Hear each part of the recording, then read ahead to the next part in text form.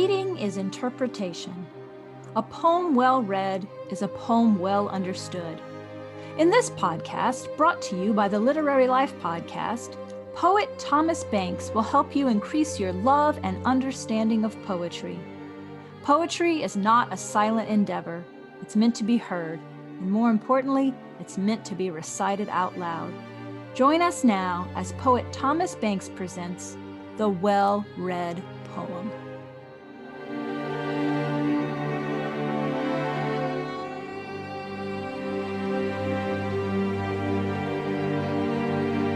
Hello, and welcome to The Well-Read Poem.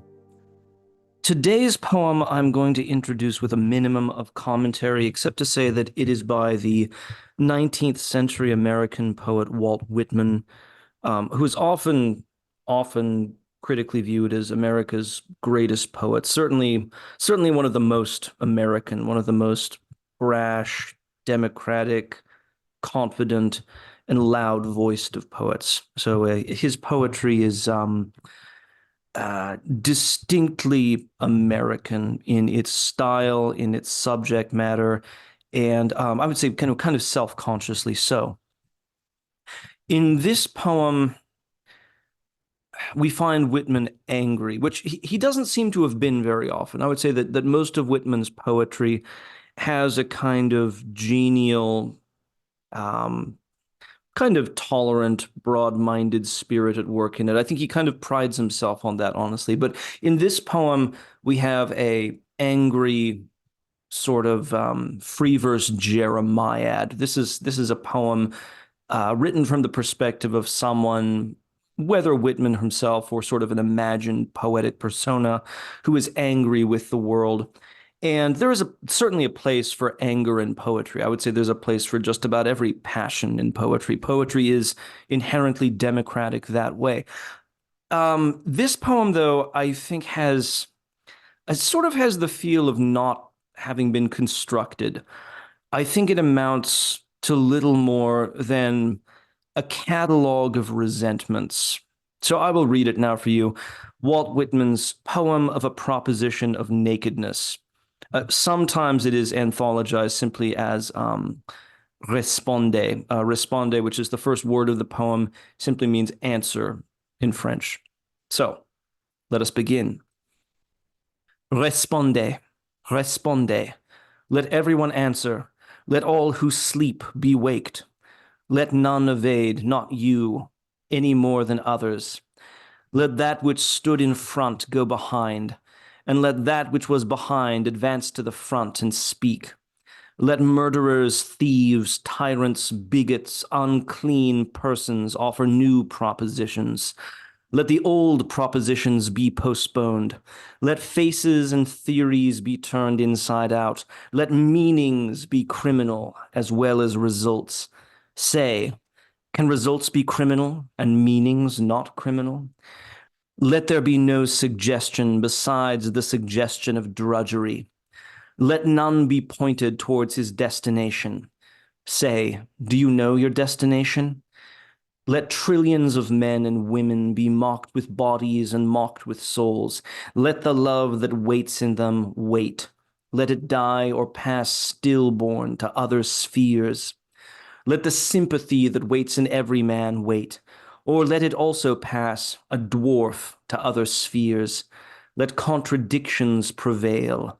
Let one thing contradict another, and let one line of my poem contradict another. Let the people sprawl with yearning, aimless hands. Let their tongues be broken. Let their eyes be discouraged. Let none descend into their hearts with the fresh lusciousness of love. Let the theory of America be management, caste, comparison. Say, what other theory would you? Let them that distrust birth and death lead the rest. Say, why shall they not lead you? Let the crust of hell be neared and trod on. Let the days be darker than the nights. Let slumber bring less slumber than waking time brings. Let the world never appear to him or her for whom it was all made. Let the heart of the young man exile itself from the heart of the old man. Let the heart of the old man be exiled from that of the young man. Let the sun and moon go. Let scenery take the applause of the audience. Let there be apathy under the stars. Let freedom prove no man's inalienable right. Everyone who can tyrannize, let him tyrannize to his satisfaction. Let none but infidels be countenanced. Let the eminence of meanness, treachery, sarcasm, hate, greed, indecency, impotence, lust be taken for granted above all. Let poems, judges, governments, households, religions, philosophies take such for granted above all. Let the worst men beget children out of the worst women. Let priests still play at immorality.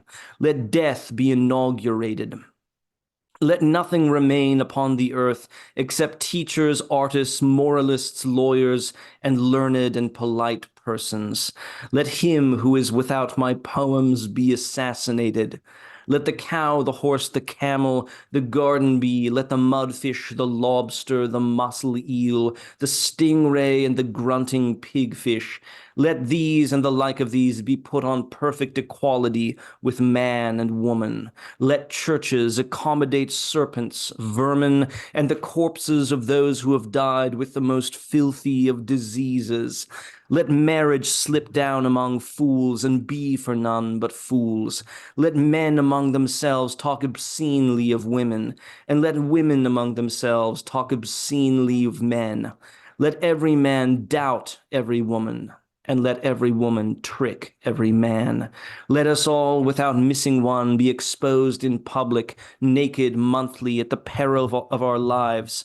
Let our bodies be freely handled and examined by whoever chooses. Let nothing but love songs, pictures, statues, elegant works be permitted to exist upon the earth. Let the earth desert God, nor let there ever henceforth be mentioned the name of God. Let there be no God.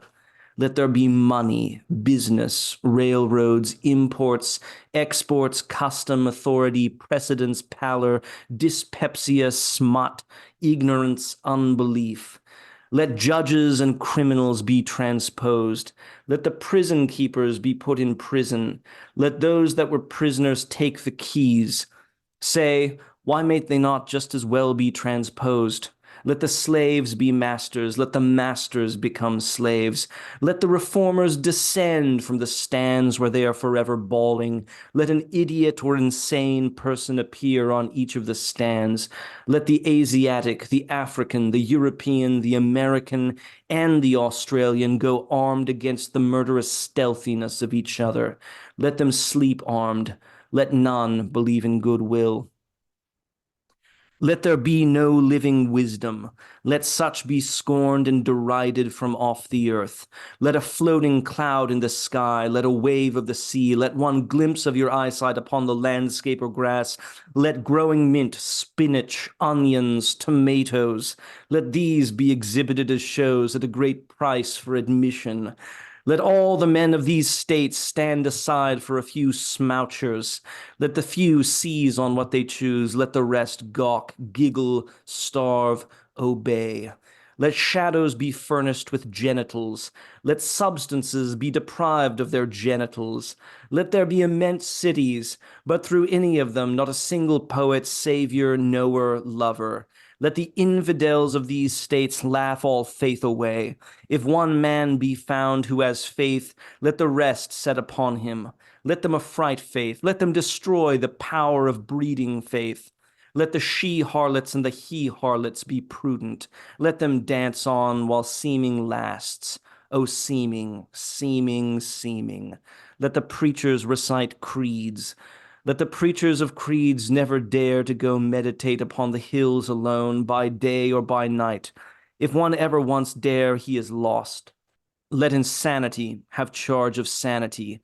Let books take the place of trees, animals, rivers, clouds. Let the portraits of heroes supersede heroes. Let the manhood of man never take steps after itself. Let it take steps after eunuchs and after consumptive and genteel persons. Let the white person tread the black person under his heel. Say, which is trodden under heel after hall? Let the reflections of the things of the world be studied in mirrors. Let the things themselves continue unstudied. Let a man seek pleasure everywhere except in himself. Let a woman seek happiness everywhere except in herself. Say, what real happiness have you had one single time through your whole life? Let the limited years of life do nothing for the limitless years of death. Say, what do you suppose death will do then? This has been the Well-Read Poem. Thank you very much.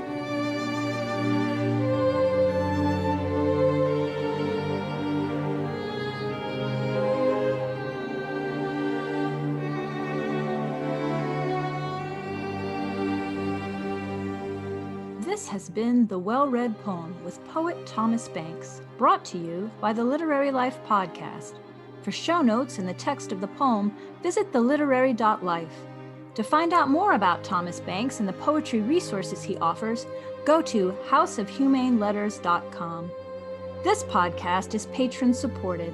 Visit patreon.com/theliterarylife to find out how you can support this podcast and get additional bonus content, including monthly live poetry explications.